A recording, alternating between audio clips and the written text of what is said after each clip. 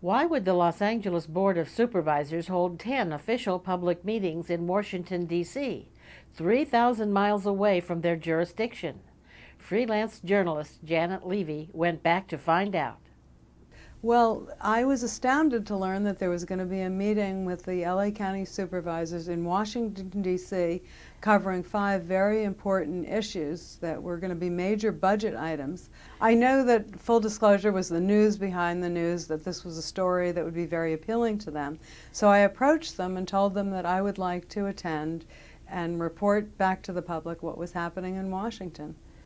But she met with stiff resistance when she showed up, prepared to document on video what happened.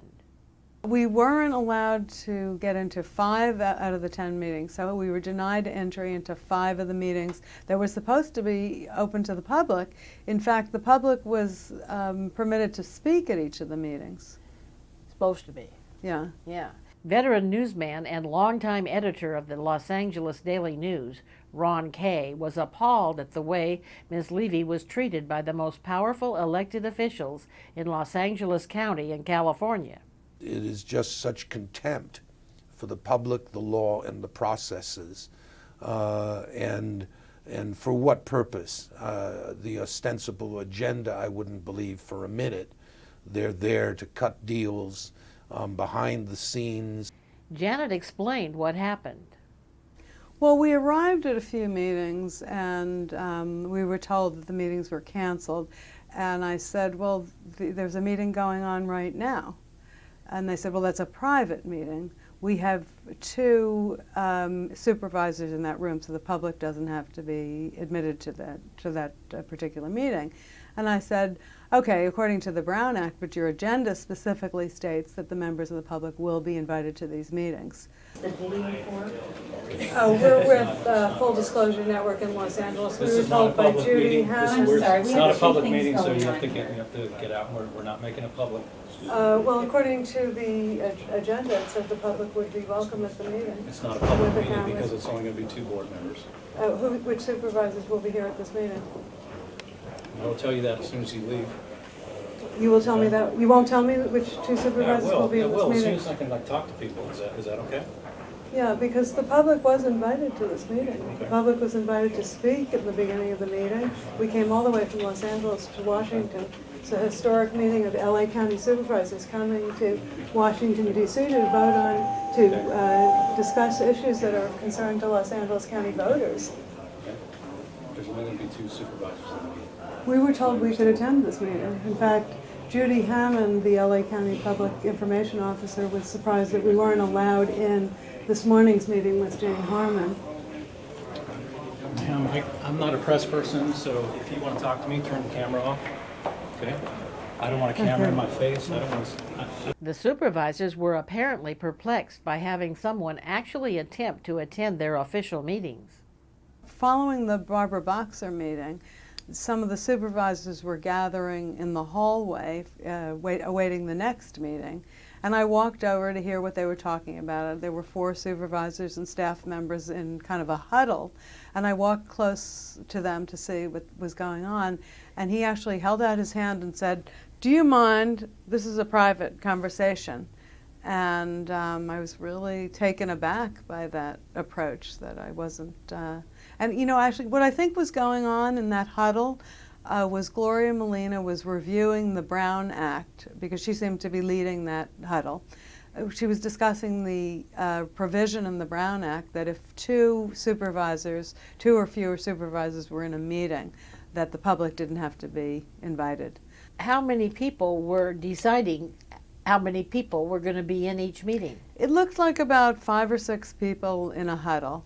4 of the supervisors, a couple of staff members, and they were trying to figure out a way to override the Brown Act, and Molina was coaching them on how they could do that.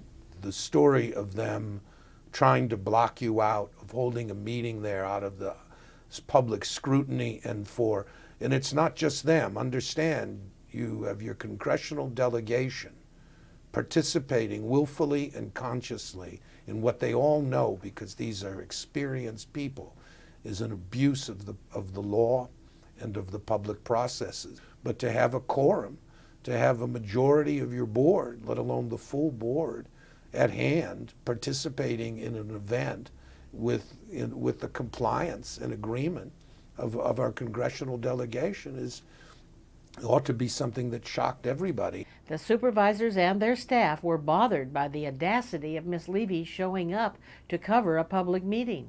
We noticed at that meeting that some of the supervisors were sitting on a couch in her reception area. And we kept our cameras outside of the meeting in the hallway, and some of the supervisors would come out and look and come out and look and go back in. My feeling was that they wanted to go into the meeting and they wanted to make sure that we weren't there filming more than 2 supervisors in the actual meeting room.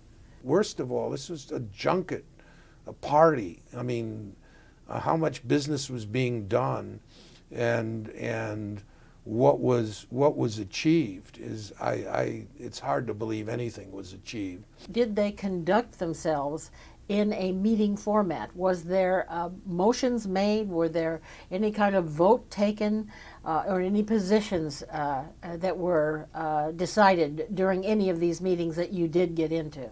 Not at all. In fact, the impression I had was that everything was decided ahead of time, and there was no debate on any of the issues, no discussion. By excluding Ms. Levy from the meetings, the Los Angeles Board of Supervisors crossed the line of California law. Yeah, I found out that the meetings couldn't be canceled without 72 hours notice to the public.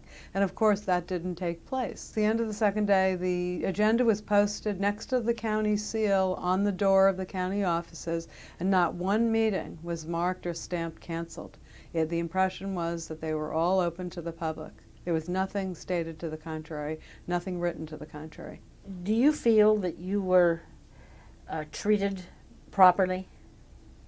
No, I felt as the only member representing Los Angeles County taxpayers, I was treated very poorly. I wasn't given any information. I wasn't allowed to speak at most of the meetings. I wasn't allowed to be in half of the meetings. No, I felt that there was there were deals going on away from the public eye, and the public really wasn't wanted at any of these meetings. How do you feel now that it's all behind you? Do you feel this was a worthwhile experience? Yeah, I think it's a worthwhile experience to look at the workings of our county government, that they would take a trip at taxpayer expense, 2 days in Washington, D.C. to discuss issues of such import, 5 issues, and the citizens of the county can't possibly be aware of what's going on with these issues. They would go back without any public participation. And I asked them about prior meetings on these issues in the county, any follow-up with the citizens of Los Angeles County, and I didn't get any information about that. I don't think there's going to be any. From the way you were treated and what the outcome of what happened, do you feel they ever had any intention to make these meetings public?